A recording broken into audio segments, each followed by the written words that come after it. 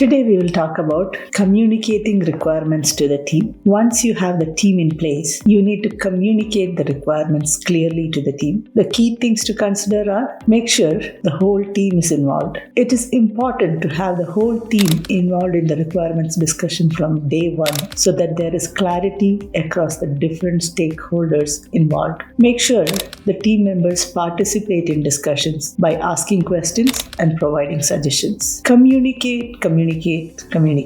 One golden rule to follow is there is no such thing as over communicating when it comes to project requirements. Keep reiterating to the team what is important, what are the important features for your product, and how it will impact your customers. Try to have a focused workshop. In this era of distraction, it is very difficult to get the teams involved to focus in meetings, especially if you have the teams spread across geographies. If your budget allows, try to have at least one workshop with the key team members. The investment in such a workshop will pay for itself during the course of the project. Have playback sessions. One way to make sure the team has enough clarity on requirements is to ask for playback sessions. When the team communicates back what they have understood, you can quickly identify the gaps and correct these before you move on and get started. Prioritize and align across teams. When there are impacts across multiple teams, this is key. Before you get started, make sure the priorities are aligned across teams and the teams are working on the same set of features so that these can be delivered together.